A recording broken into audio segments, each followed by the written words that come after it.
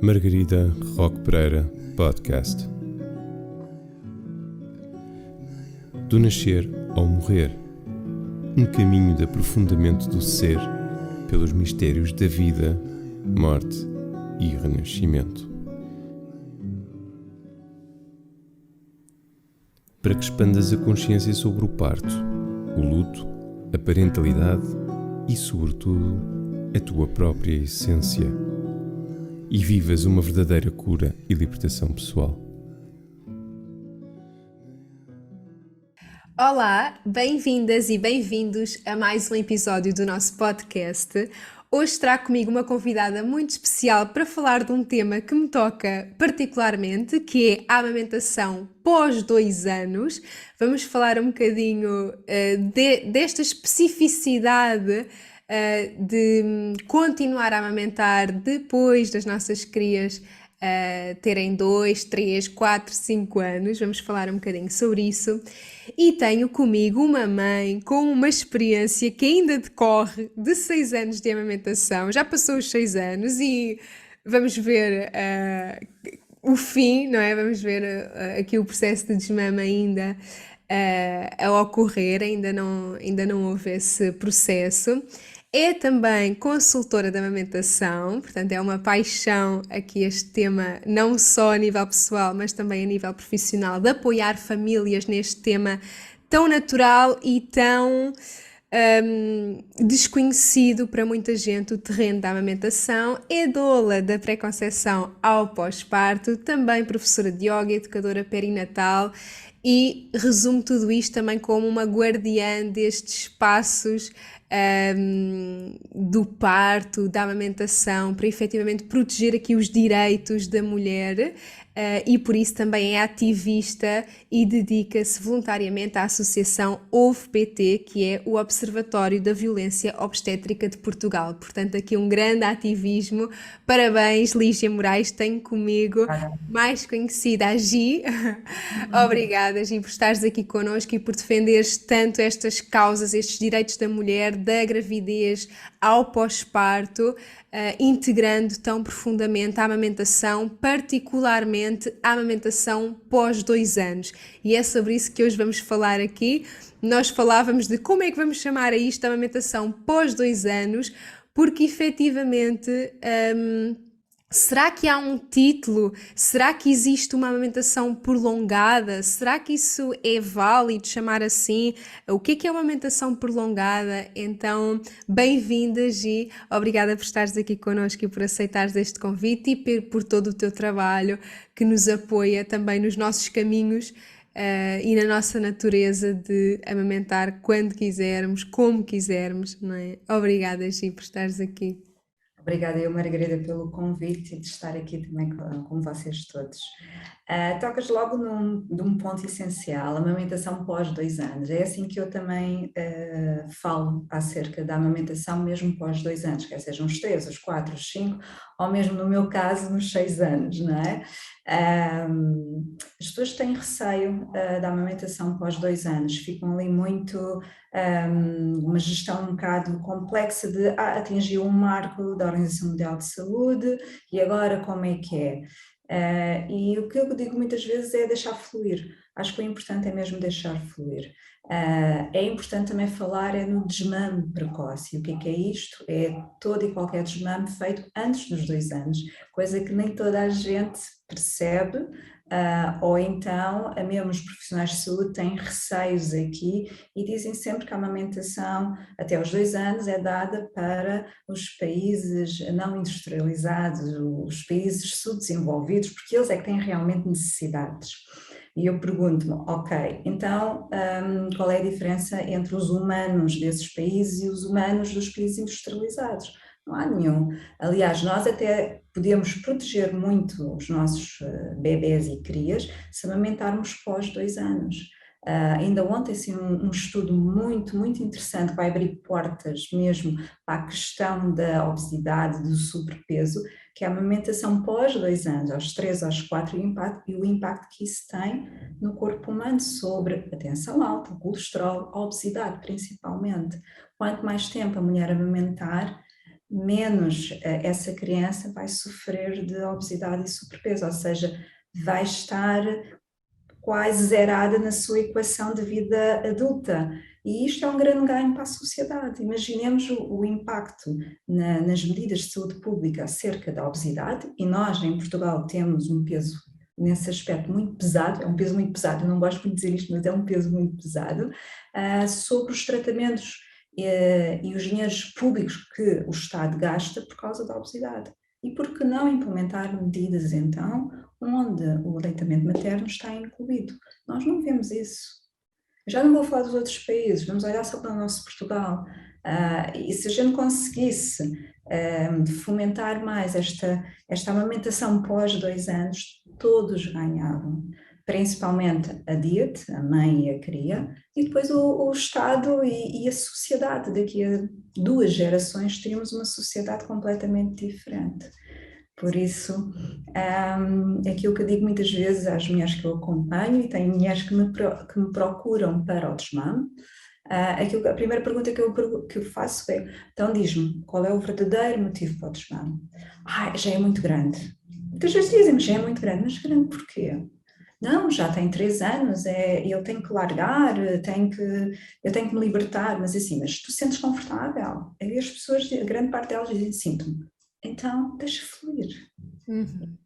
Isso é uma pressão externa que estás a sofrer, porque não existe muitas vezes atenção devida no seio familiar, não muito pelo marido, mas às vezes ou as mães, ou os avós, ou as tias, mas porquê que ainda estás a dar mamas? É uma criança grande, porque não tiveram essa experiência elas próprias e acham que aquilo é demais. E depois também temos a parte profissional, que muitas vezes também não compreendem o trabalho que uma mãe tem em amamentar uma cria, porque isto exige muito de nós, fisicamente, emocionalmente, mentalmente, e ao mesmo tempo põe-nos muito mais produtivas, que eu acho que esta dinâmica do nosso crescimento como mulher e mãe ao mesmo tempo, nós somos extremamente versáteis, e eu acho que isso também é bom para quem emprega mães que estão a amamentar. Eu acho que é extremamente positivo, porque elas são muito, nós somos, não é? Muito, e não sei se contigo também aconteceu o mesmo, certamente sim, a tua gestão de dinâmica da casa, das tuas tarefas, tu mudas radicalmente quando tens uma criança. Sim. Não é? Eu acho que isto é muito positivo a vários níveis. Há uma resiliência, por acaso há um vídeo que eu gosto muito que fala sobre isso, de como a maternidade é um plus no sentido de que uma pessoa que embarca na maternidade, todas as capacidades que ela desenvolve de cuidado, de organização, de resiliência, não é? De gestão familiar, de gestão dos recursos, não é mesmo? Tudo aquilo que uma criança requer, não é? Então nós ficamos mesmo com capacidades muito apuradas com este processo também de parir, amamentar, criar, não é? E tu falavas desse tópico muito importante que é esta amamentação pós 2 anos, não é? E eu também sinto que essa abordagem de tem 2 anos ou tem 3 anos, quero desmame porque já não está a fazer nada. Isso quase que me faz lembrar também essa abordagem ao parto de já passou as 40 semanas, já não está a fazer nada na barriga, não é? Então é como se nós puséssemos aqui prazos de validade a processos fisiológicos que na verdade têm um tempo natural para acontecerem, não é? Claro que é importante essa vigilância na gravidez e na reta final, principalmente, mas na amamentação também perceber, ok, esta dupla mãe-bebé ou mãe-criança, não é? Estão confortáveis com isso?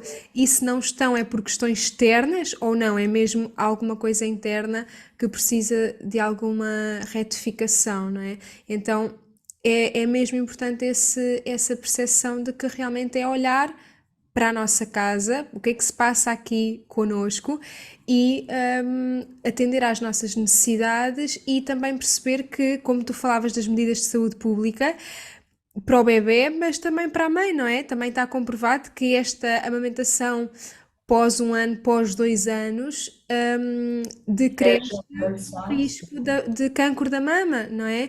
do E ovário e também do alto colesterol após os 50, 60 anos. O impacto da menopausa é completamente diferente. Já há vários estudos em relação a isso. Em termos mundiais, amamentarmos 2 anos salva, e temos o último estudo da Lancet, apesar de ser de 2016, ainda está muito recente, nós podíamos ter mais de 820 mil crianças com vida todos os anos se nós fizéssemos esta amamentação, não é? Isto é um grande impacto em termos mundiais. E eu não gosto de nada quando tenho profissionais de saúde ou outras pessoas que me dizem isto é tudo só para os países mais pobres, quando na realidade nós já estamos a perceber o impacto do leite artificial no ser humano. É um leite que é processado, salva vidas, eu sou a primeira a defendê-lo, porque em mães que não conseguem, que mães que têm problemas e precisam de complementar o leite artificial é extremamente importante, mas dar leite artificial só porque sim, ou porque está na moda, ou porque é mais fácil, e é mais fácil fazer um biberão do que puxar a maminha e ter cá para fora, apesar de eu achar o contrário, eu acho que é muito mais fácil puxar a maminha, está aqui e está está feito. sempre pronto. Está sempre pronto, à temperatura, é logo produzido no momento, em qualquer sítio. Já tem impactos e está-se a ver já que existem estudos que provocam mais alergias a futuro, quando é adulto, também problemas cardíacos, colesterol, ou seja, nós temos que balançar muito bem isto, o que é que nós vamos fazer à nossa vida em si, não é? Porque no momento em que nós aceleramos o parto, como tu estavas a dizer, ou fazemos cesarianas a torto e a direito, e introduzimos fórmula, que tipo de seres humanos que estamos a criar daqui a 3 ou 4 gerações? Eu olho muitas vezes para daqui a 100, 150 anos, como é que vão ser essas gerações, porque depois vamos perder um bocado aqui o encaixe de parir, não é? Apesar de nós como sociedade desenvolvida, não trabalhamos tanto no campo, não estamos tantas vezes sentadas no chão, a de cócoras, a própria nossa bacia já está a se alterar, mas nós conseguimos, não é reverter esse processo, mas conseguimos na nossa sociedade integrar, fazendo exercício físico todos os dias, por exemplo, mesmo que a gente não esteja grávidas, fazendo exercício físico, a fazer caminhadas, isso tudo vai facilitar o nosso corpo para parir, não é? E depois a questão da amamentação, é aquilo que eu estava a dizer há pouco, está cá, nós temos em média 15 a 20% das mulheres com problemas de amamentação físicas, e depois temos à volta de 80 a 85% das mulheres que têm problemas logo no arranque da amamentação. É normal isso acontecer por falta dos apoios existentes. Agora, existe um número muito pequenino em que a amamentação é extremamente fácil e eu, pronto, estou lá metida nessa percentagem porque, de facto, a minha filha com 42 semanas saiu e foi logo para a mama e começou logo na maminha, nunca tive problemas nenhuns, até hoje, mas lá está, não introduzi nenhum bico, não introduzi nenhuma tetina, não introduzi nada que pudesse comprometer aqui a amamentação, por muito que venham dizer que se a gente te dar só a Xuxa durante aquele tempo pode não interferir, está comprovado que interfere sempre, porque é qualquer coisa que a gente põe dentro da boca e que estamos a tirar ali uma sucção ou não nutritiva ou mesmo nutritiva que aquela criança pudesse precisar. Isso, temos aqui muita coisa ainda para estudar e tentar perceber como é que podemos ajudar a sociedade, quer seja a nossa, quer seja as outras sociedades, de como é que nós podemos avançar e conseguir ter mais amamentação a nível mundial, porque as taxas não são famosas, como certamente também sabes. Aliás, nós não temos dados de Portugal desde 2015 e é complicado também saber, e aquilo que eu vou sabendo é muitas vezes pelos acompanhamentos que eu faço. Por exemplo, a amamentação pós 2 anos, tenho percebido que existem muitas mulheres que amamentam em casa e escondem de toda a gente que amamentam crias de 3 e de 4 anos. E eu fico, ok, pronto, há aqui um problema de facto que a sociedade não está preparada. mas também precisamos de desmistificar. E eu Uhum. muitas vezes, eu protejo muito a minha filha nas redes sociais, porque praticamente não se vê ela, mas eu sou a primeira a afirmar que amamento e gosto de fazer esta publicidade ao leite materno, que é outra coisa que eu É gostava de isso, falar, é isso é a mesmo. publicidade ao leite materno. Não existe publicidade ao leite materno. Não vemos campanhas de aleitamento materno, nem na televisão, nem na rua. De vez em quando há uma câmara ou outra. Há 2 anos, acho que foi antes da pandemia, foi a Câmara de Cascais que fez e achei muito interessante e gostei. Mas foi uma câmara. Devia ser qualquer coisa a nível nacional, devia haver aqui políticas que permitissem a própria mulher sentir que, olha, vale a pena amamentar. Eu às vezes na brincadeira em casa e com amigos digo, epá, eu vou mandar orientações para os partidos a dizer, pá, vejam lá a amamentação pós 2 anos, uma mãe consiga amamentar durante 2 anos, pá, retirem 5 anos à reforma, a mulher pode se reformar 5 anos, é uma discriminação positiva para quem amamenta, por que não? E Uhum. isto poderia ajudar aqui a dizer, ok, olha, posso ter este benefício em fim de vida, vou-me esforçar para amamentar. Uhum. Vou-me rodear de pessoas que percebam da amamentação para eu conseguir ter um caminho facilitado. Coisa que muitas Incentivos, não é? Incentivos. que eu noto que muitas vezes, mesmo numa preparação para o parto que é feita no centro de saúde, ou mesmo, principalmente no centro de saúde, que são os não pagos, não é? São, não pagos, sim, não pagos, são os gratuitos, não se fala muito da amamentação, e é chapa 5 quando chegamos no hospital. E muitas vezes também, por não existir tantos profissionais que estejam ali com tempo àquela mãe, àquele bebê, muitas vezes facilita-se também esses apoios na amamentação que não existem. Dá-se logo o bico de silicone, ou dá-se logo fórmula, e logo aqui podemos estragar algo, e vamos ter mais dificuldades em ajudar esta mãe quando esta mãe vem para casa e depois é que pede ajuda. Hum. Então, também precisávamos aqui de, mais uma vez, outra política de saúde pública para falarmos da amamentação durante a gravidez, durante o processo da gravidez, só específico da amamentação e que é que as mulheres também poderiam usufruir em ter logo uma conselheira de amamentação, ou ter uma consulta marcada com um especialista de amamentação, ter um pediatra pró-amamentação, que também é importante. Onde é que essas mulheres poderiam ter ajuda caso logo no primeiro dia tivessem dificuldades. Uhum. E isto também não é feito, não é dado, não é transmitido às mulheres. Há um grande foco que eu sinto agora que é a preparação para o parto, mesmo na questão de quem é doula e que faz estes acompanhamentos, é preciso muito focar a amamentação e por vezes isso também não é feito. Mas acho que aos poucos as coisas estão a mudar. 2016 foi quando eu parei, para agora já noto uma grande diferença, melhor, não é? E isso é bom, acho que isso é extremamente positivo. Sim, até porque há muito esta questão do parto, parto, parto, passar pelo parto e depois o pós-parto, não é? A preparação do pós-parto acontece ainda na gravidez e o pós-parto é muito sobre a amamentação, não é? É muito à volta aqui da recuperação do parto e da implementação e estabelecimento da amamentação. E como tu dizias, é tão importante equilibrar essa representatividade, já que há tanta representação de leite artificial, equilibrar também com essa representação do leite materno, até porque há efetivamente práticas que são ilegais, não é? Nos centros de saúde, haver essa A publicidade. última, a última que eu vi foi o Hospital de Estefânia, está com autocolantes do bonequinho famoso da Nestlé. E é um hospital de Estefânia, não deveria ter. Mas nós não temos legislação suficiente que diga ao hospital que não pode ter. Eu sei que eles precisam de ajuda, eu sei que os bolos do Estado são complicados, estamos a falar de um hospital público específico de crianças. Agora, chegar por trás a Nestlé ou outra marca qualquer e dar isto, qual é a contrapartida que estão a dar? É facultar as amostras para as mães que possam ir lá. Não pode ser, não é? E a questão também dos hospitais amigos do bebê também tem um grande ponto de interrogação. Aqueles são os 10 passos, né? E para ter a certificação não precisam ter aqueles 10 passos todos a 100%, há sempre melhorias a fazer, mas a verdade é que depois há ali profissionais de saúde que não estão alinhados com os tais 10 passos e logo aí vai desvirtuar muita coisa dentro daqueles hospitais.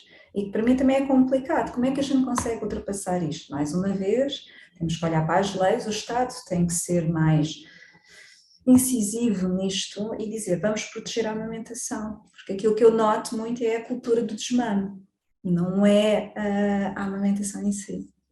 Sim, e depois acabam por ser processos individuais, não é? Tu, com a tua história pessoal, a vires cá fora mostrá-la, eu também, não é? Que amamentei os 3 anos e meio. É com a nossa, é com as nossas partilhas, mais mulheres a normalizar esta amamentação pós 2 anos, que depois tudo isto fica mais orgânico, não é? Que deixa de ser tão estranho ou que queremos esconder, e eu sempre senti isso, não é? Que a minha amamentação, por essa falta de publicidade, que a minha amamentação era efetivamente um ato político, era um lugar. Eu sentia mesmo ao amamentar na praia, ao amamentar no supermercado, ao amamentar num centro comercial, na rua. Claro que houve muita. Houve também o outro lado, não é? Senti muitas vezes o outro lado, às vezes até comentários, não é? De amamentar, por exemplo, num transporte público, e há efetivamente, nota-se o outro lado, não é? Quando nós assumimos um lugar,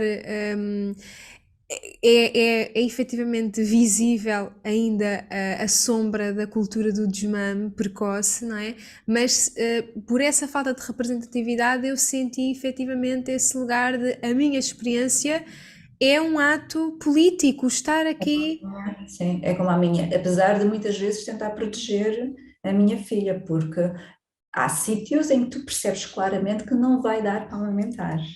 E saber gerir isso com a tua cria. Eu lembro-me de alguns sítios que, com a minha filha com 3 anos, eu virar-me para ela e dizer: olha, querida, aqui não vai dar. A mamãe não está a gostar do sítio e eu não quero que tu fiques magoada por aquilo que possas vir a sentir. E ela própria, com o passar do tempo, eu às vezes dizia: olha, a mamãe olha muitas vezes quem é que está, quem é que não está, se há muita gente, não está.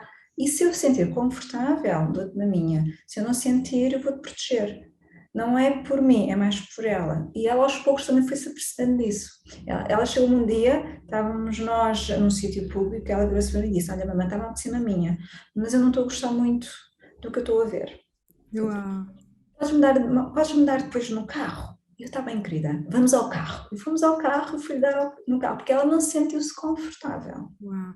E aí talvez já seja a diferença de uns 3 anos para uns 6 anos, não é? Aos 10 anos, sim. A minha filha não tem tanto essa percepção e ela pedia-me em todo o lado, não é? Mas eu tinha Eles isso pedem em todo para mim, não lado, é? claro, Eu mas tinha aos 10 isso de eu sinto confortável aqui, sim ou não. Mas felizmente houve muitos sítios, ou a maioria dos sítios, eu sentia-me confortável e tinha muito mais a ver com como é que está a minha disposição, dormi bem e estou disponível, ou dormi mal e estou cansada e não me apetece, não é? nós temos esses altos e baixos. As pessoas às vezes pensam: amamentas há 6 anos, e como é que é? Eu tive altos e baixos, de estou super cansada, outra vez vou dar-te maminha, o que é que se passa contigo? Estás a pedir de 5 em 5 minutos, tentar percebê-la. Então, nós entramos em confinamento em março de 2020, eu estou toda baralhada com as datas, março de 2020, ela ia fazer os 4 anos. E amamentava imenso, mesmo assim amamentava imenso. E com a pandemia e teletrabalho, mamãe, eu não estou na escola, tu estás em casa, para aberto. E muitas vezes as mães que não amamentam tão tarde, né, vamos falar assim, ou que nunca amamentaram, também têm estes picos de amadurecimento e os bebés pedem mais. Não vão pedir a maminha porque nunca tiveram maminha ou tiveram muito pouca. Então pedem mais colo, pedem mais pele com pele. E isto também não é explicado às mães, que existe esta evolução de amadurecimento de cerebral da criança e uma exigência aos cuidadores, que somos nós, mãe, pai, os mais próximos, e eles pedem isso muito a nós. E mais uma vez, sinto que há aqui falhas na transmissão destes conhecimentos que já são falados, estão escritos, já há evidência científica acerca disso. E custa-me quando há profissionais de saúde que nem sequer falam sobre estes picos, que não são bem picos, mas são crescimentos, são amadurecimentos neurológicos de uma criança, e versus o pedido deles de acordarem mais vezes, a pele com pele, se amamentam mais maminha, ou pedirem outras coisas que muitas vezes os pais ficam: o que é que se está a passar aqui com a minha cria? Pronto, eu soube perceber isto tudo, porque pronto, lá está, muni-me de informação, como desde 2017 faço apoio a famílias na amamentação, fui sempre lendo e tenho a minha filha como experiência pessoal, percebes? E Sim. tentar perceber isto. E acho que é muito gratificante chegar aqui aos 6 anos de amamentação e conseguir poder transmitir isto aos pais e poder acalmá-los, entre aspas, e dar-lhes mais segurança e tranquilidade nesta evolução de uma criança. E quem amamenta, e tu amamentaste aos teus 3 anos e 3 meses? Meio, 3 anos e meio. 3 anos e meio. Tu também notaste certamente flutuações em aprendizagens, nos desfraldes, até mesmo na construção de frases. A eloquência das crianças muda e eles também ficam ali a maturar aquilo, e é muito engraçado. Quando nós temos esta disponibilidade, quando também estamos receptivos a aprender com eles, que eu acho que também é importante os pais estarem abertos para estas experiências que também não estamos preparados. Sim. E para observá-los, para observar esse processo deles, não é? De quando é que eles vão amadurecendo, quando é que estão nesses chamados picos, não é? Ir observando isso, também sem rotular, não é? De agora retrocedeu ou agora está atrasado. O que é isso? O bebê não está atrasado, o bebê não está atrasado nem antecipado, vai ao ritmo dele, não é? Acho que nós temos que balizar muito bem, isto não é nem 100% preto nem 100% branco, vamos ter que gerir. Depois sim, o regresso ao trabalho é muito complicado, porque grande parte das mães vão aos 5 meses para o trabalho, ainda estamos numa amamentação a 100%, não é? Não há introdução de alimentos, e como é que nós vamos gerir isto? Deixamos leite, tentamos gerir, ou metemos férias naquele mês para complementar os 6 meses, e eu noto que também grande parte das mães que às vezes acompanho, os próprios médicos de família, principalmente, lido muito com a parte do público e não tanto no privado, é a introdução dos alimentos e o corte das mamadas, quando, como tu disseste muito bem, passa a ser o alimento principal. E o que eu digo muitas vezes é: se ela te pedir maminha a meio da sopa, tu dás. Tu não podes recusar a maminha em nada, porque senão ela vai criar também aversão à comida. Quando uma criança ou um bebê vê a comida à frente e sabe que eu não vou ter maminha, ele vai querer recusar também aquela comida. Se nós dermos em livre demanda, neste processo, eles vão achar a comida fixe, porque vão explorar, vão o que for, e sentem que a comida não vai substituir aquilo que eles mais adoram, que é a maminha. Porque lá está aquilo que tu disseste, não é só o leite, é uma relação com a mãe. E se a mãe retira isso, é como se estivesse a dizer ao bebê: olha, agora não. E o bebê não consegue perceber porque ainda é um bebê. Mesmo com 2 anos, agora vamos falar dos pós 2 anos, mesmo com 2 anos, também temos que saber gerir muito bem esta relação, para eles também não sentirem-se: agora a minha mãe não gosta de mim, não me quer dar maminha, porque é isso que eles sentem, não, agora não. Saber gerir isto, eu sei que muitas vezes é difícil, as mães estão cansadas, têm o trabalho, têm a casa, é muita coisa. E muitas vezes elas pedem o desmame por causa disso, já estão cansadas, não sabem com onde gerir. Uma criança passou 8 horas no infantário, como é que é? E depois, claro, quando vem a mãe, a primeira coisa é maminha. Parece só ver a Aquela maminha. relação mais. É como se nós chegássemos a alguém e dessemos um abraço apertado e É o ponto ficássemos ali seguro, naquele é o abraço. ponto seguro ali, e depois relaxam. Muitas vezes aquilo que eu digo às mães é: olha, vais buscar a tua filha à creche, amamenta logo lá, amamenta no carro, porque ela aí vai sentir que tu chegaste e está ali. Está ali qual como uma criança de 3 anos. Muitas vezes eu ia buscar a minha filha ao colégio e cheguei no recreio, ficar sentada e dar-lhe uma minha aos 3 anos e meio. E achava giro algumas avós que iam buscar os netos, porque ela anda num colégio particular, e diziam: ai, tão bom, e também amamentei a minha filha até não sei quanto. E é giro quando temos este feedback, E por acaso tivemos a sorte na sala da minha filha, como era uma sala mista, uma turma mista dos 3 aos 6 anos, havia outras crianças que também eram amamentadas aos 3 anos, e então, pronto, ela aí estava na maior. Agora, ela muitas vezes diz: mamãe, eu não conheço muitos meninos que mamem com. Na altura ela dizia com 5 anos, agora ela diz isso com 6. E então eu disse: oh querida, existe, estão escondidos, sabes? Porque muita gente, às vezes digo, muita gente não concorda com dar leite, com maminha a crianças como tu. E ela diz: mas porquê? Querida, porque é a sociedade, e tenta evitar a sociedade. E ela: mas então vai-se dar o quê? Biberão, diz-me ela. Eu assim: não, agora não é biberão, agora é copo, tu sempre bebeste de copo. E ela: pois, mas acho estranho, mamã.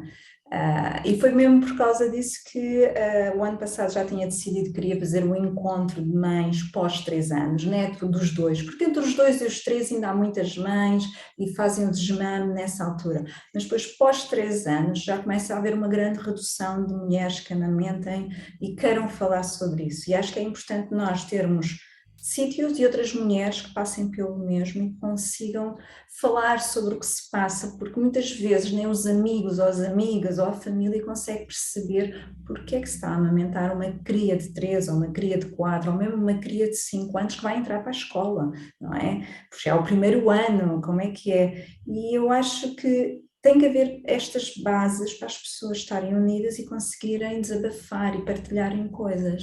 Sim. E E a então, minha questão é muito, é o medo do quê, não é? Quando as pessoas se chocam com essa amamentação prolongada ou pós 2 anos, pós 3 anos, não é? Vamos falar também desse termo. hum, é com medo do quê? Muitas vezes é aquilo de vai ficar dependente, ou é uma criança mimada, é uma criança que.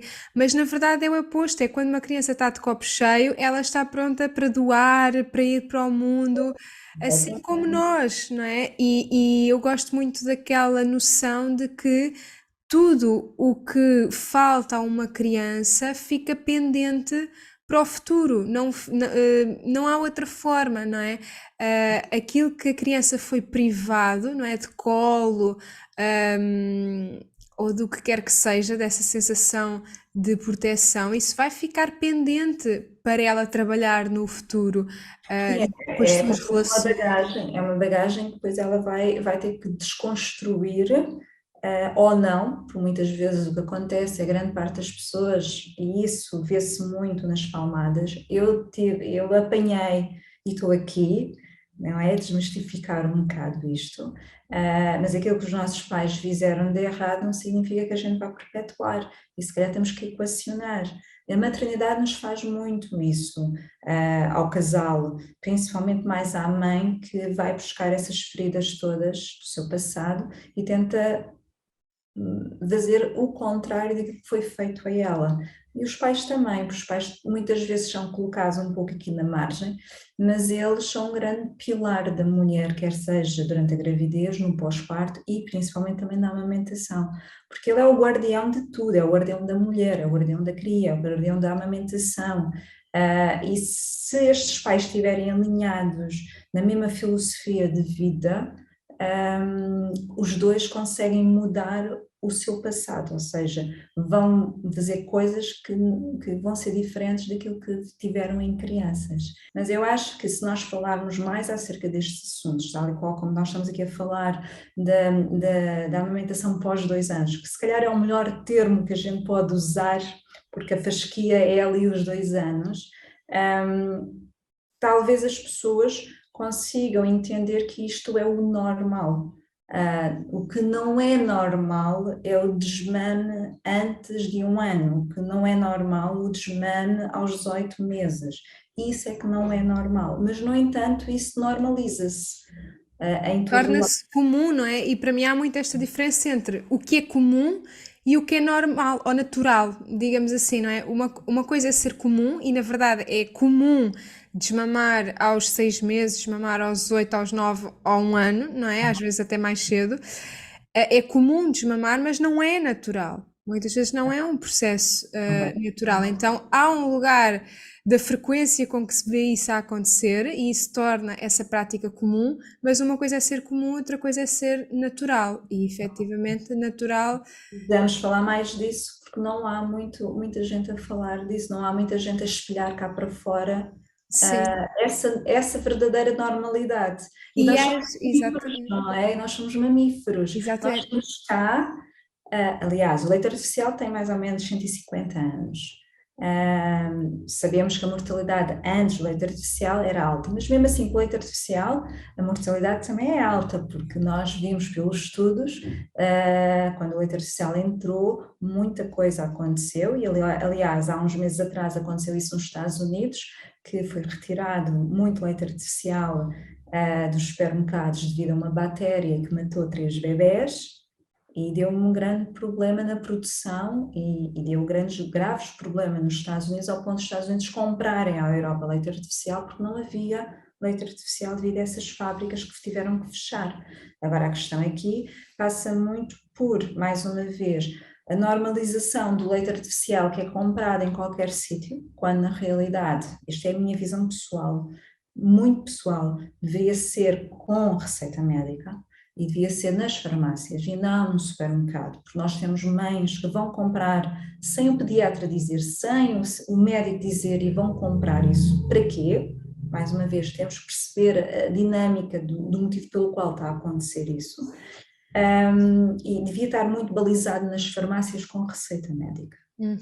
Mesmo que seja a opção da mulher não querer amamentar, tudo muito bem, tens aqui uma receita médica que dá-te para X meses, para um ano, o que for, e tu vais alimentar a tua criança assim. Mas seria sempre com receita médica, nunca por opção de qual é o leite artificial mais barato, qual é o impacto que esse leite artificial vai ter na vida do meu filho, porque muitas vezes podemos criar aqui situações de alergias graves e depois o bebê é alérgico, por exemplo, à proteína do leite de vaca, tem que ser um leite artificial diferente, ou de cabra, ou específico.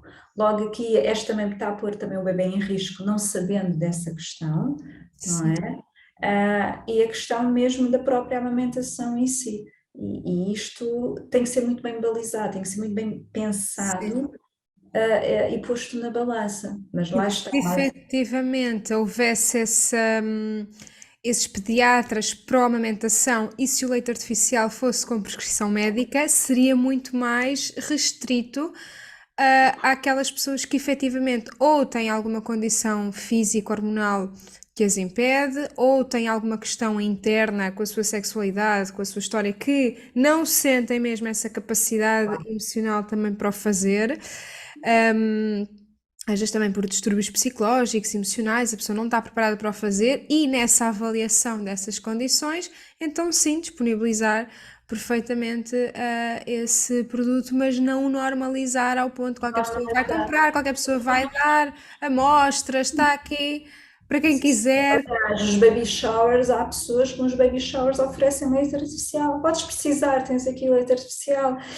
E eu pergunto, não era mais fácil oferecer uma consulta de uma conselheira de amamentação, qualquer coisa, do que estarmos a oferecer biberão, estatina, xuxas, que é outra coisa que está tão normalizado em todo o lado, até nos bonecos nós oferecemos às nossas filhas, tem a xuxa, eu escolho aquelas que não têm xuxa, e ofereceram uma à minha filha, ela fica a olhar para mim, mãe, tem xuxa, eu assim, o que é que queres fazer com a xuxa? Não uso, então põe de lado. Sim.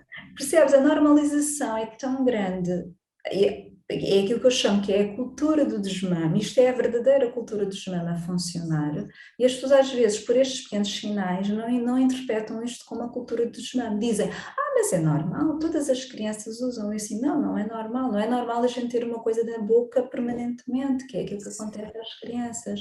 Não estou a dizer que a Xuxa seja errado, eu por opção própria não concordo, existem muitos malefícios associados, não existe nenhum benefício associado, mas se eu tiver uma família que me diga, eu estou sozinha a cuidar do meu bebê, preciso de ir tomar banho, o bebê está a chorar, se calhar aqui valerá a pena meter a Xuxa durante aqueles 5 minutos e depois retirá-la.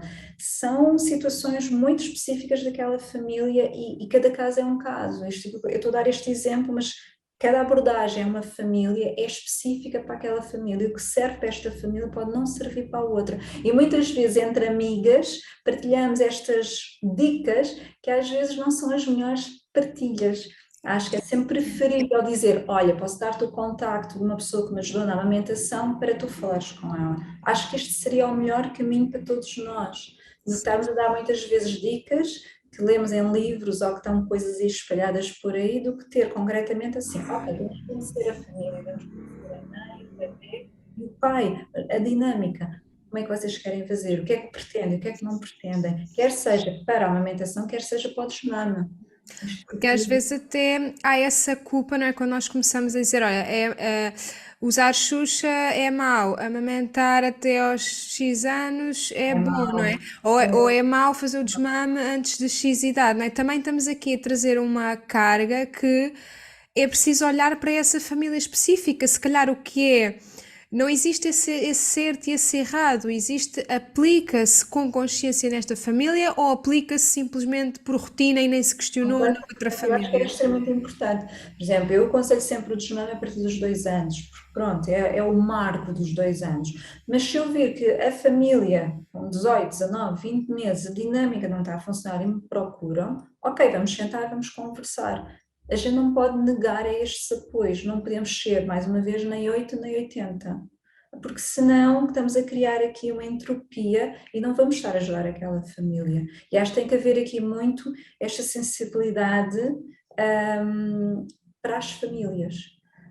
Aquilo que eu acho, porque pessoalmente para mim é a livre demanda, sem qualquer artifício da Xuxa, Vibron, o que for, acredito muito no BLW, acredito muito do co-sleeping, porque a minha cria adora dormir com os pais e eu, pronto, ela à meia da noite vem para o pé dos pais e fica tranquila, não é por aí. O sling, que eu sempre adorei e ainda carrego a minha filha nas costas, mas isto é para mim, para a minha família. Nunca transmito as minhas experiências pessoais para a família que está à minha frente. Porque acho que isto é também muito importante para quem faz os atendimentos e acompanha as famílias. A nossa história é a nossa história, nem damos como exemplo, percebes?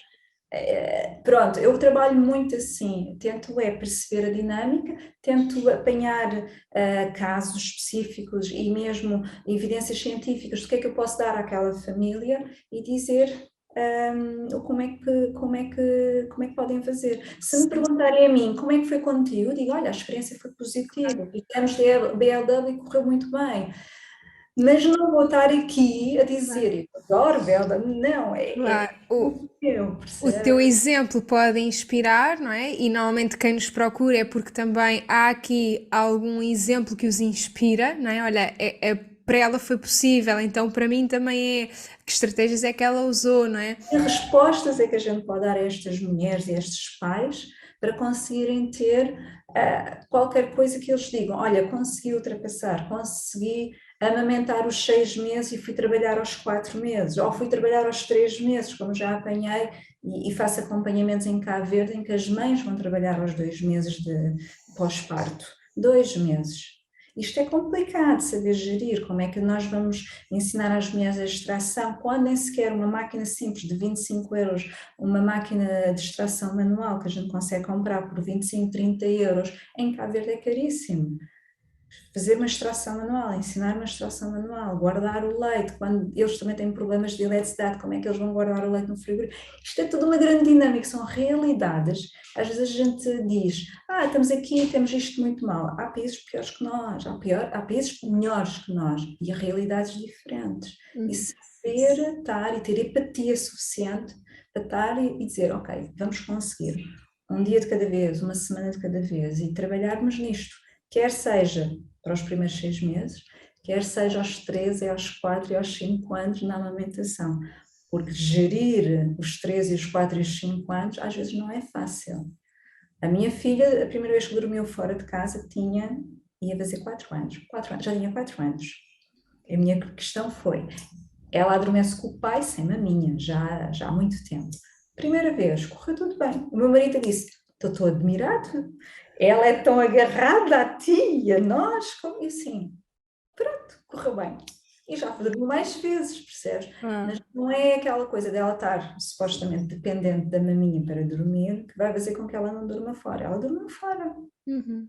Sim. percebes? Simplesmente quando lá estás é a mesma coisa. Quando, por exemplo, eu sinto que quando tenho, imagina, um doce especial em casa, eu vou querer comê-lo, não é? Quando não tenho, nem me lembro disso. Aí é que Muitas está. vezes é isso, nós É, temos no frigorífico ou na despensa tabletes de chocolate, nós temos aquela vontade de ir lá e é bom e saciamos. Se não temos, muitas vezes nem nos lembramos, mas isto já é um lugar de um amadurecimento da criança maior. Muitas vezes não é é um assim. desmame, e é um desmame que E é um vai processo acontecendo gradualmente, porque gradual, sim. lá está, eu não estou a fazer técnicas nenhumas para dizer, ela vai desmamar daqui a um mês. Se eu quisesse, ela desmamava num mês, vou ser sincera. Mas lá está, a minha relação com ela e com a maminha é muito tranquila. Que bom. E como não sinto necessidade nenhuma em desmamá-la, Uhum. percebes? Ela vai desmamar quando ela quiser. Isso é uma coisa que achei muito interessante em mim própria, em amadurecimento, porque eu só fui amamentada 45 dias, depois a minha mãe teve um evento muito complicado, porque faleceu o meu irmão mais velho e ela secou-lhe o leite, teve ali problemas. Pronto, lá está, uma depressão pós-parto acentuada pela morte do filho, foi complicado. Mas, por exemplo, a minha avó amamentou 11 filhos. E grande parte da vida dela em tandem, ou seja, ela engravidava, amamentava dois, e a última foi a abençoada, que é a minha tia. Ela diz que ainda se lembra, ela tem 60 anos, e ela diz: Eu ainda me lembro, com 5 anos, a amamentar, aquilo era maravilhoso. Ou seja, e eu olho para a minha filha e digo: Ok, a minha filha vai ter recordações, eu sei que ela vai ter recordações. E acho que isto é tão bom poder transmitir isto às nossas crianças, e ela vai fazer o que quiser em termos de alimentação. E é uma coisa que eu digo muitas vezes: Olha, filha, eu não sei se vais ter filhas, se não vais, como é que é, mas já sabes como é que é a maminha. A maminha é assim. E ela sabe extrair leite, que eu já lhe ensinei como é que ela extrai o leite. Pronto, ela tem curiosidade. E depois há uma coisa muito gira, que eu agora partilho também contigo. Eu gostaria de, daqui a 2 anos, estar a fazer o meu doutoramento nesta área de antropologia, na vertente da amamentação. E vou estudar mesmo isto dos pós 2 anos, que impactos é que isto tem. E vai ser muito interessante, porque eu tenho muitas anotações de coisas que ela ia partilhando comigo. O fluxo do leite, eles conseguem dizer-nos como é que é o fluxo do leite, qual é a maminha que tem mais leite, tem menos leite. Ela consegue me dizer os sabores e a nossa demanda. Também é muito interessante como mulher, quando eles precisam mais, a produção aumenta, quer seja com 6 meses, 2 anos ou mesmo 5 anos. Ela recentemente esteve doente no início do ano, teve 3 dias só a amamentar, não comia mais nada. Eu tinha as minhas maminhas assim um bocadinho mais cheinhas, eu assim, oh meu Deus, e achei piada que ela só dizia: Oh mamãe, tuas maminhas estão com muito mais leite. Uau, uau. Eu Porque já acho que temos esse feedback do outro lado, quando eles já falam, já se conseguem expressar connosco com outra clareza para nós. Há clareza. também muita informação sobre a amamentação a partir do olhar de quem é amamentado, não é? Então, Eu acho que isto é isso é bom muito para nós rico. trazermos para a evidência. Não há muito, infelizmente não há muitas mulheres que façam isto, mas é bom trazer isto para a evidência e isso vai ser o meu mega estudo e contributo à sociedade, porque eu tenho paixão por isto. E Sim. acho que é tão importante olhar, quando eu olho para a minha filha, eu fico assim, incrível. Ninguém pode dizer que ela é ou não é amamentada, porque a gente chega ali a um certo patamar. Aliás, a gente olha para os bebés e as coisas são normalizadas, ou seja, eles não têm nada, nenhuma indicação que são ou não são amamentados. Mas tu sabendo, e depois começas a olhar para outras crianças tipicamente amamentadas e outras que não foram, tu notas ali diferenças no amadurecimento, na liberdade com os pais. O vínculo principalmente e já existem estudos, que é outra coisa que também acho muito importante, já existem estudos entre crianças não amamentadas e crianças amamentadas.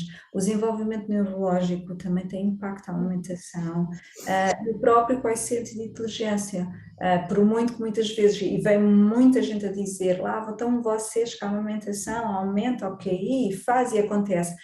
Eu entendo que o choque àqueles que nunca foram amamentados, eu entendo que haja aqui uma rivalidade. Agora, aquilo que eu não consigo e aquilo que muitas vezes eu tento lutar é: ok, isto existe muito pouco em termos de estudos sobre a amamentação. Mas não queiram comparar com o leite artificial, que é um produto processado. Sim. Existem impactos físicos. Vamos aproveitar e vamos explorar mais o lado bom, natural, porque nós somos mamíferos. E o que eu sinto muito importante é de validar esses dois lados, validar quem amamenta e validar quem não amamenta, mas perceber que quem não amamenta vai certamente precisar de uma compensação, não é? Completamente. De compensar aquilo de alguma forma. Não tem problema se a pessoa não quer amamentar, não se sente apta, por exemplo, com uma depressão pós-parto, algo que aconteceu, não é? Não quer amamentar, não se sente disponível, não é o lugar de forçar, porque eu também sinto que isso é de novo um abuso sexual, não é? Forçar à mãe. Então não amamenta, mas de que forma é que eu posso compensar isto, não é? Se A calhar. relação com a criança, não é? Exatamente. Porque acho que é extremamente importante. E depois, muitas vezes, por um biberão ou por outro cuidador, que é importante, vai dar o biberão. A questão aqui é, ok, vamos retirar o biberão e o leite artificial e a maminha. Como é que vai ser esta relação? Porque a relação da amamentação é uma simbiose, nós estamos aqui, é uma fusão muito grande. E temos que transpor isto para uma mãe e uma criança que não é amamentada. Porque isto cria uma relação, isto vai amadurecendo. E uma mãe e um filho que não é amamentado, não é? Eles vão ter que arranjar aqui técnicas. Esta mãe em particular vai ter que aprender técnicas, explorar melhor o assunto, porque eu acho que tem que ser explorado, de como é que pode vincular-se ainda mais. E muitas vezes as pessoas dizem, mas eu não dei maminha, mas eu tenho um bom vínculo com a minha filha. E eu às vezes pergunto, ok, e como é que é? Como é que fizeste? Por exemplo, o baby wearing é um excelente vínculo. Por exemplo, Carregar no pano, não é? carregar no pano, pele com pele, estar ali, O dormir junto, ou muitas dormir vezes. junto, mas tu tens muita coisa que no momento em que não amamenta, depois ao fim de alguns meses passa para o quarto, não há co-sleeping, é sempre no carrinho, e eu pergunto-me, este vínculo estará afetado? Ponto de interrogação. É uma hipótese que eu coloco, eu não estou a dizer que está ou não está, mas se calhar poderíamos estudar melhor isto, porque isto a criança em adulto, como é que vai ser?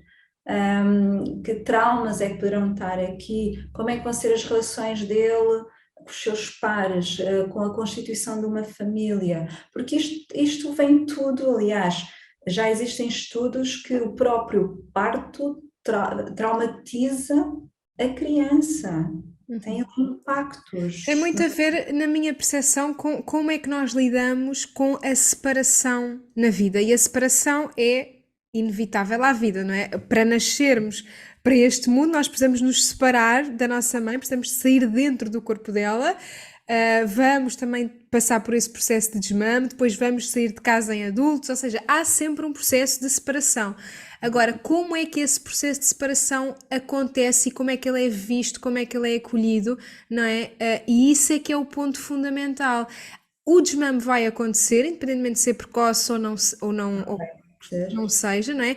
Mas em que contornos é que houve essa Como é que é compensação? feito? Sim, e como é que ele é feito? Sim, Nós sim, temos sim. desmames abruptos, que depois também não acompanham as mulheres. Recentemente acompanhei uma mulher que me procurou porque estava muito aflita que o ginecologista tinha-lhe dado comprimidos para secar o leite, então era fim de semana, ela não conseguiu contatar mais o médico, então fui eu que estive a acompanhar aquela mulher. E ela não me disse o motivo pelo qual houve o desmame, eu também não questionei, ela só pediu uma ajuda e ela tinha uma criança de 32 meses, ou seja, pode ter havido aqui alguma situação, ou estava grávida, ou quer engravidar, que muitas vezes os ginecologistas também dizem, se quer engravidar ou está grávida tem que fazer já um desmame, que também é errado, não é? Completamente errado, mas também temos que acolher estas mulheres que fazem isto, e como é que vai estar aquela criança que em menos de 24 horas deixou de ter o seu grande conforto, porque lá está, isto não é só o leite em si, é o conforto, é o vínculo, é o estar fusionado, é tudo ali, é uma grande relação e em Sim. termos de psicologia também acho que deveria haver mais estudos concretos nestas duas vertentes, quem é amamentado e quem não é amamentado e fazer. Eu sei que é difícil por sermos humanos e por ser uma relação tão intensa, tinha que haver aqui um grande acompanhamento e um grande estudo mundial ou não sei, mas seria muito interessante estudarmos este tipo de crianças amamentadas e não amamentadas e acompanhá-las durante 30 ou 40 anos para ver. Eu acho que aí sim poderíamos ter outros resultados e maneiras de conseguir ultrapassar certas determinadas coisas de ambos os lados. Agora, a amamentação pós 2 anos não vicia, não traz meninos mimados, traz meninos muito autónomos, sabem o que querem, muito independentes, e não é só da minha experiência pessoal, mas sim de várias outras crias que eu acompanho e conheço as mães e elas estão e fazem famílias que amamentam assim sem qualquer... E eu sinto muito isso também na minha relação, não é? Quando a minha filha comunica com as outras pessoas e dizem, ah, pá, tão desenvolvida, que idade é que tem? E ela diz 3 anos e meio, e às vezes eu fico mesmo com aquela sensação de amamentação, pós 2 anos, dormir junto, estar lá, respeitar o desfralde, respeitar todos esses processos, isso dá uma sensação de capacidade, sensação de pertença, sensação de proteção, não é? Que não tem como nos fragilizar para a carência, só tem como nos fazer dar um salto para a autonomia. Portanto, não tenham medo e às vezes até sinto muito isto com mensagens de pessoas que acompanham, e às vezes que nem acompanham, mas que mandam mensagens desesperadas de o meu filho tem 2 meses ou 3 meses e quer passar o dia todo na mama. E acham estranho, é um bebê, e acham estranho com 3 meses, portanto imaginem com 3 anos, não é? O que é que me choca? Lá está, a falta de acompanhamento a estas mães, de explicar durante o processo na gravidez, porque nós passamos pelo processo da gravidez 9 meses, por alguma razão, não é? Não é só a física, é o mental, é o emocional. Depois, ensinar a estes pais e transmitir a estes pais que a criança, quando vai nascer, não anda, não fala, não se mexe para nada, só faz assim umas coisinhas com as pernas e chora. E o que é que a gente vai fazer a este bebê? E não percebem que vão ter que desligar-se do mundo e estar ali focados, não é? Então, os primeiros 3 meses da esterogestação, como é que isto... E claro que vai ficar muitas vezes na maminha, claro que sim, é normal isso acontecer, Sim. mas E o não... ser humano em relação aos outros mamíferos, é um ser que nasce muito prematuro e continua, não é? Nós precisamos de, às vezes, de 20 anos para sair da casa dos pais, não é? Para conseguir ter aqui, às vezes, 15 anos para já lidarmos com relações de outra forma mais, mas a maturidade do cérebro leva ali até aos 21, 25 anos. 22, 25, sim. E efetivamente nós nascemos muito prematuros e por isso é necessário compreender isso, de que nós precisamos de outros seres humanos para nos regularmos. Um bebê precisa de um vínculo um para um. Nem pode ser aquela percepção de tem sempre um adulto consigo, mas é um adulto, é o pai, é a avó, é a ama. Precisa do adulto de referência, de um adulto para se vincular, não é? Então, o que é isto de precisarem de socializar antes dos 2 anos ou dos 3 anos? Não precisam de se vincular a uma pessoa, precisam de encontrar primeiro o seu porto seguro e depois é que vão navegar por aí, não é? Mas enquanto... Saber que o Porto Seguro está sempre ali e que vão fazer atividades e que voltam, então é Sim, muito sim, sim. maior. Mas, por exemplo, lá está, muitas vezes não é dito aos pais que no primeiro ano de vida, quer seja o batimento cardíaco, quer seja a temperatura, esta é regulada pelo adulto. Os bebés não têm temperatura quando nascem, aquecem-se sobre nós. Por isso é que muita gente diz, acabei de pôr o bebê no berço e já acordou. Claro que já acordou, não é ter picos o berço, é porque começou a ficar mais frio e precisa daquele calor para voltar a adormecer. É tão Sobrevivência, é tão sobrevivência. simples transmitir isto aos pais. Tenho pais que só depois, ao fim de 6 meses, é que eu digo, não, mas eles precisam do nosso calor para se aquecerem. A sério? E oh meu Deus, onde é que eu estou?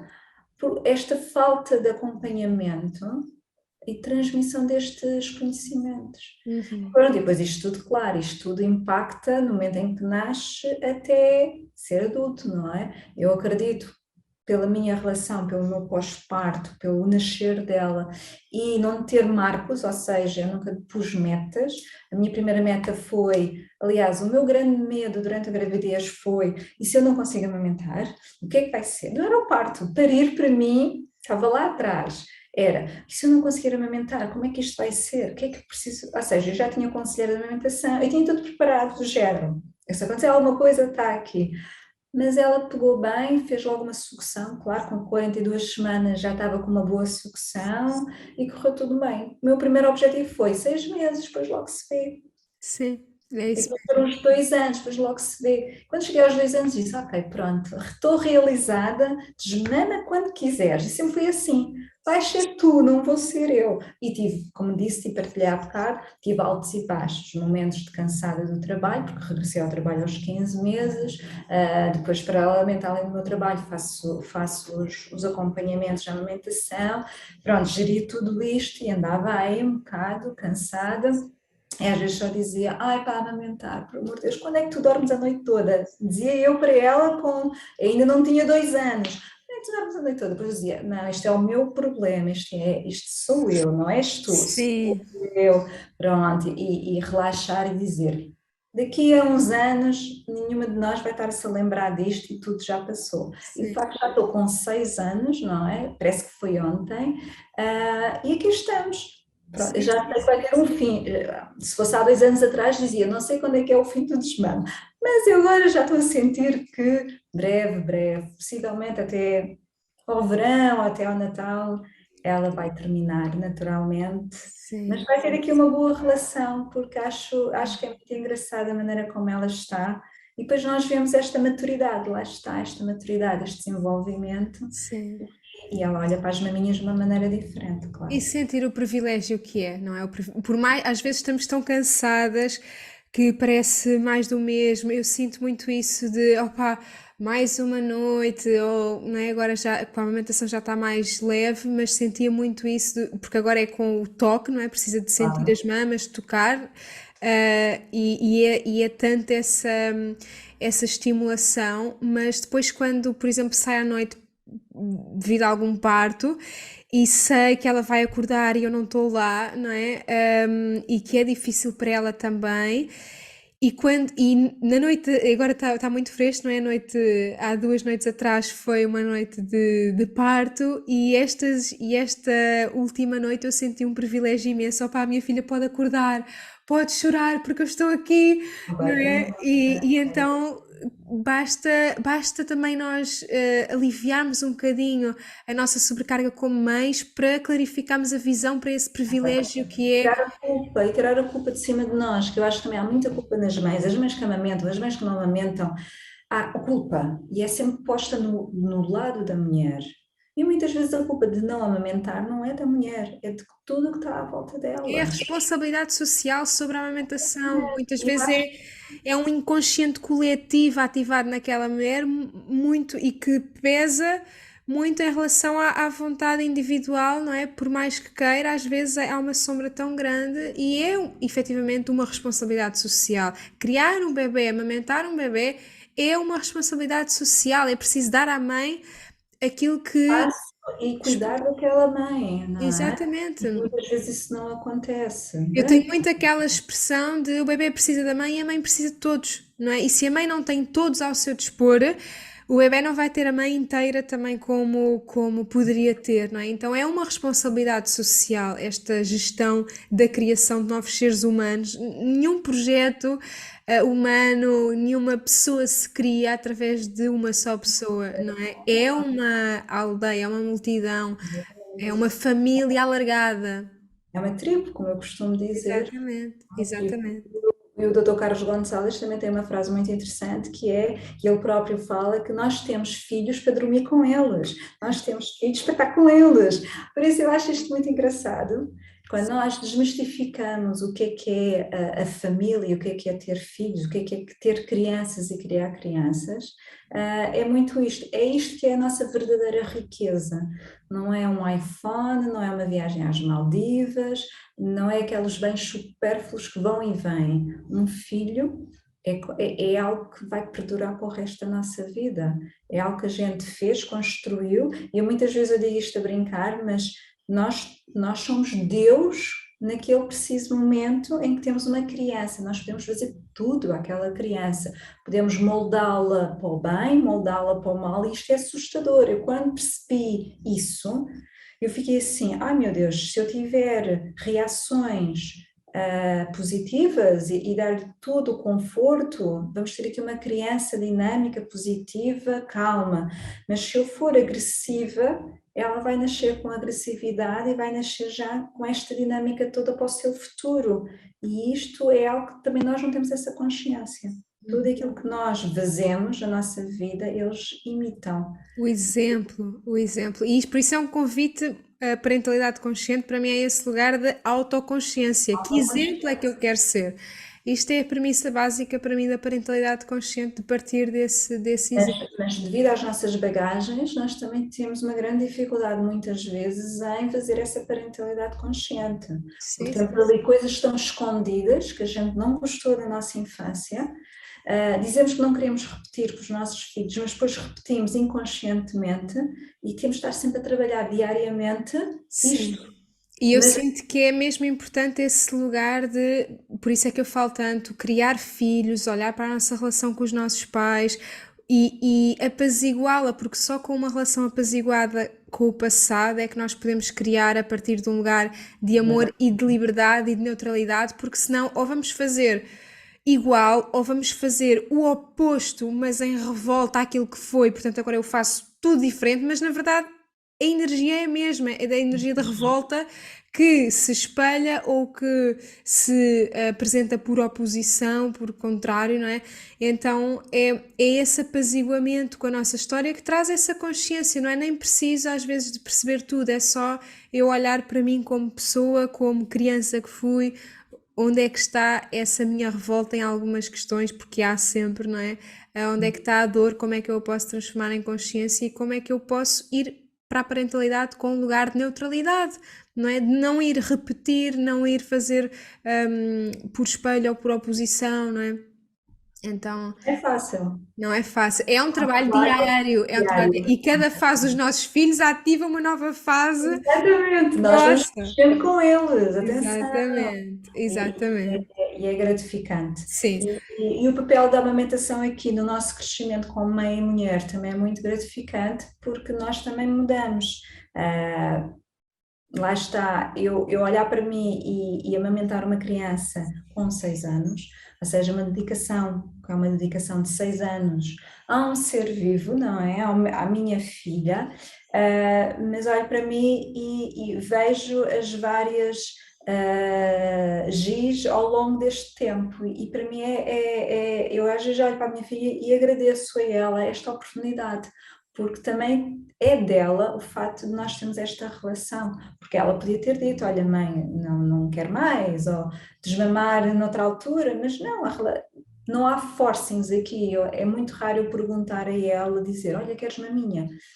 Raríssimo, muito raríssimo, só mesmo na altura que ela teve doente no início do ano eu só lhe dizia, queres agora um bocadinho de maminha? E pronto, porque ela não comia mais nada, havia aqui a preocupação de alimentá-la. E aqui também o companheiro, ou seja, o marido, o pai, também acho que é muito importante nesta relação da amamentação, porque nos momentos mais críticos que eu tive na amamentação, que era quando ela estava doente, eu só dizia, mas ela não está a comer nada. E ele só dizia, ela está a amamentar, não está? E eu, sim, está tudo bem. E eu, tens toda a razão, eu estou aqui, eu entro em stress, porque é a nossa cria, não é? O nosso bebê. E ele dizia, estás a amamentar. Sim.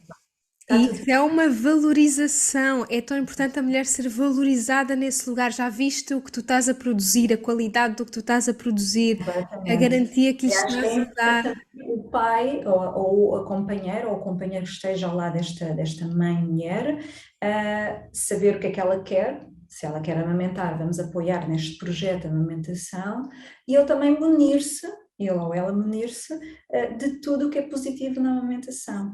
E se for para entrar com um desmame planeado, ele também estar envolvido, ou ela estar envolvida nesse desmame, também é importante. A mulher não consegue fazer um desmame sozinha. Se ela estiver realmente sozinha, não tiver companheiro, ser um projeto de vida completamente diferente, claro que vai conseguir de uma maneira diferente, mas se tiver ali o companheiro ou a companheira ao lado neste processo de desmame, também será muito mais facilitado. Esta dinâmica familiar é tão importante para a amamentação que muitas vezes é esquecida, fica ali, mas é extremamente importante trazê-lo sempre, desde o dia 1. Aliás, nem é desde o dia 1, é desde que a mãe diz quer amamentar, não quer amamentar. E essa pessoa que está ao lado aceitar numa outra decisão. E ok, é isto que queres, vamos fazer. Sem Pronto, dúvida. acho que é muito por aqui. Sim, é muito importante. E para terminarmos, e queria só rematar aqui com rematar com esta noção de que efetivamente é tudo amamentação, não é? Amamentação aos 2 anos, amamentação aos 3, amamentação aos 4, aos 5, aos 6, aos 7, porque há muito esta noção de que é quase como se a amamentação prolongada, esses termos, não é? Nós falávamos disso também. O É que é um que nós peso, sentimos em relação a isso? A é amamentação um peso na prolongada. é um peso que a mulher fica, ai, é prolongada, é qualquer coisa que nós estamos aqui a esticar, quando na realidade não estamos a esticar nada, simplesmente está a acontecer, a amamentação, ponto. Ou então é como nós mulheres dizemos muitas vezes, eu ainda amamento, não, tu amamentas, ponto, não é o ainda, amamentas sim, ok, Sim, é retirar o ainda, é retirar o prolongada e olhar para isto como é normal, é natural. claro. Porque esses termos, o ainda estou a amamentar, é uma amamentação continuada, é muito essa noção de que alguma coisa está a ir para além daquilo que é o comum, como tínhamos falado, mas ir para além do comum e mantermos naquilo que é natural, não faz disso normal ou diferente, não é?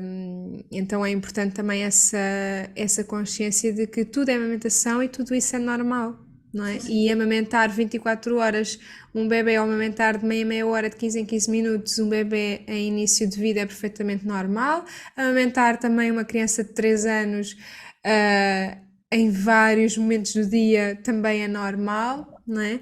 Amamentar no meio da refeição é normal, que também é importante. Amamentar antes da refeição para a criança estar disponível para estar à mesa, porque ela não é, reconhece este lugar de saciedade com a mama, vai aprender ao longo do tempo e ao longo das idas à mesa que, ok, há outras coisas que me podem saciar, mas isso é um processo longo, não é? A saciedade é igual à mama, não é? Portanto, se a criança tem fome, ela quer procurar a mama, independentemente se está à mesa. A mesa para ela é uma exploração, não é? Então, amamentar antes de ir para a mesa, se a criança pedir. Se amamentar no meio da refeição também dar, não é por aí. É Exatamente. pegar e dizer, olha, queres maminha? Tudo bem, toma lá maminha e agora vamos explorar novamente a comida. E eles vão ter uma relação completamente diferente e vai melhorar muito aquela questão de o meu filho não come nada. Porque há muitas mães que dizem aos 8, 9, 10 meses o meu filho não come nada. E tem a ver muito com isto, o fato de retirar a maminha porque ele tem que comer. Não, dar a maminha, dar. E lá de explorar. E vai haver um dia, quando menos esperarmos, que ele vai sentar à mesa, não vai pedir maminha, vai comer tudo e vai pedir mais. E a gente vai dizer, o que aconteceu aqui? Sim. E aí, como o teu companheiro dizia, não é? Valorizar essa nutrição também do leite materno. Claro que já estamos numa fase de complementá-lo, mas valorizar isso. E eu sinto também no meu processo de diversificação alimentar, eu dava sempre uma minha e depois ela comia pouco entre aspas, daquilo que é suposto, não é? Muitas vezes já nessa cultura de substituir, não é? Substitui a mama pelo prato. E eu também sofri muito desse lugar da minha filha não come e só mama, mas muitas vezes o só também, o que é isso? Só mama, ainda mama, o que é isso? O que é que são essas? Palavras. São palavras que destroem a visão daquilo que é a amamentação. Destroem a segurança da mãe, acima de tudo. Isso, destrói, e quando deveria ser algo que devia ser construído. A mãe não sabe como é que vai cuidar, o que é que vai ter ali no bebê. Eu acho que também é importante falarmos nisso, que é a mãe tão de primeira viagem, o que é que vai acontecer aqui? Pode ter ouvido várias experiências das amigas, das mães, das tias, tudo, mas ela vai iniciar-se uma relação com aquele bebê e vai começar a construir algo novo, não é? Quer seja na amamentação, quer seja na exploração, na introdução alimentar, isto é tudo novo para a família e nós temos que ir de peito aberto e dizer, olha, é um novo dia, correu bem, ótimo, não correu bem, amanhã há mais. Amanhã voltamos a repetir. Sim, E isto é uma aprendizagem constante e às vezes também não é fácil. Eu entendo que não seja fácil para as mulheres, pós-parto, tudo novo, o que é que vai acontecer aqui?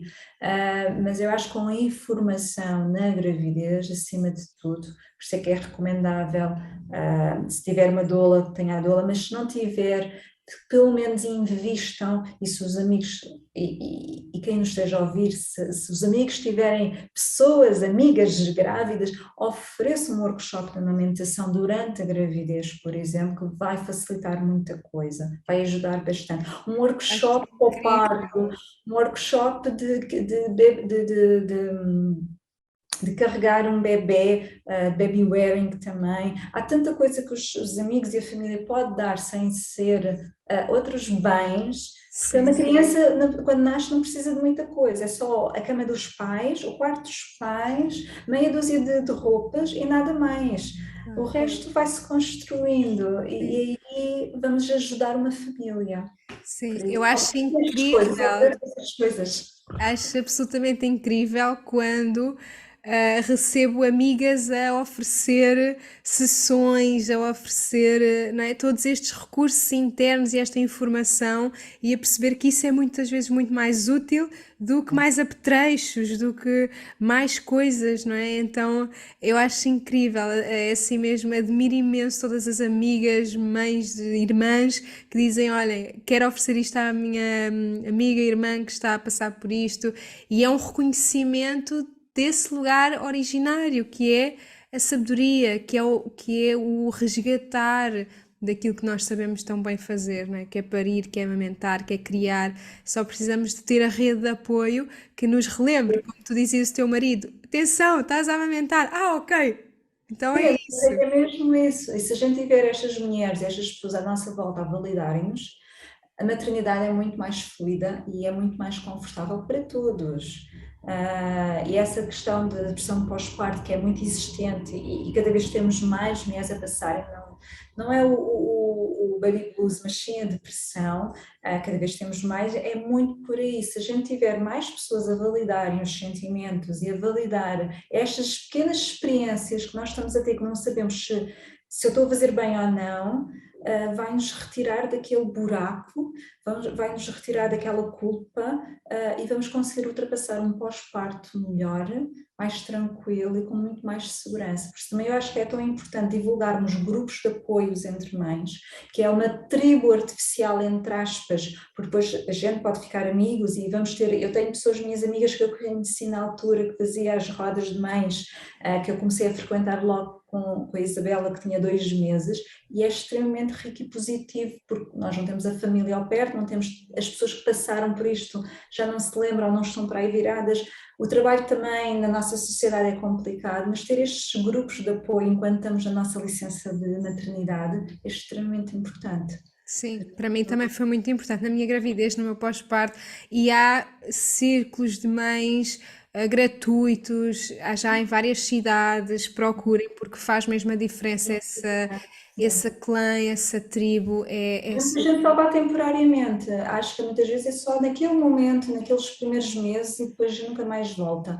Mas ficou lá, deu-nos aquele conforto e aquela confiança de, ok, eu estou a fazer isto bem, afinal, sim. pronto, e acho que é muito importante, portanto, esses grupos. E validarem-nos a nós também é o caminho para nós validarmos os nossos filhos e, como falávamos, conscientes do que se passa internamente, podemos estar mais ligados também e com uma comunicação mais direta também ao interior dos nossos bebés e por isso a comunicação, quando é aprimorada connosco mesmas, quando nos validam, nós também vamos ter esse caminho aberto para validar. Completamente. Acho que isto é tudo, recebemos, damos. Se a gente não recebe muito, o que é que a gente consegue dar? Quem é que nos vai validar, não é? Isso. E aí não é fácil. É isso mesmo. Olha, Gi, agradeço-te imenso Obrigada eu todas as tuas também. palavras, a disponibilidade, o teu serviço aqui em prol, mesmo como guardiã do parto, da amamentação, em prol de todos estes processos rituais iniciáticos, processos que nos transformam completamente e que se sintam também validadas desse lado, por qualquer caminho que tenham seguido, não é? Porque é sempre esse lugar de apaziguamento. Acho que é muito importante, é aquilo que eu estava a dizer, é retirar a culpa. A culpa não é das mães, muitas vezes, e grande parte das vezes, a culpa é da própria sociedade, que transfere tanta responsabilidade com uma mulher recém-parida que devia ter era o colo todo ali, devia ter toda a gente ali de volta a dizer, olha, estamos aqui para ires tomar bem, estamos aqui para tu ires comer, estamos aqui a validar-te e apoiar em tudo.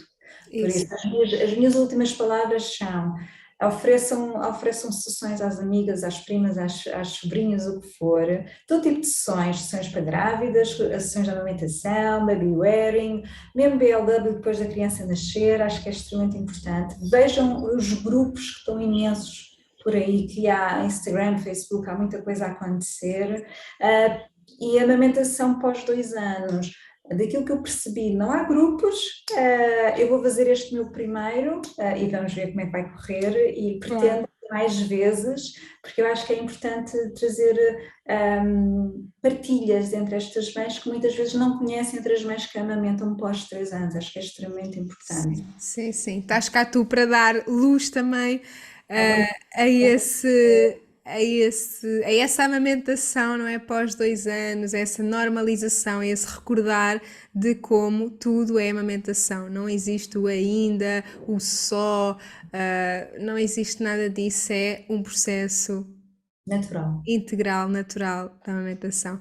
Muito obrigada, Obrigada, minha obrigada, prima. Um obrigada a grande todos. beijinho. Um beijinho, obrigada a todos que estiveram aí desse lado. Espero que tenha sido claro e que tenhamos desmistificado aqui esta amamentação no geral e pós 2 anos em particular, para que os desmames sejam cada vez mais gentis, tanto para a mãe como para o bebê, e que respeitem mais também a nossa fisiologia, as nossas vontades, e esse é o nosso desejo. Então, muito obrigada, vemo-nos no próximo episódio e seguimos juntas.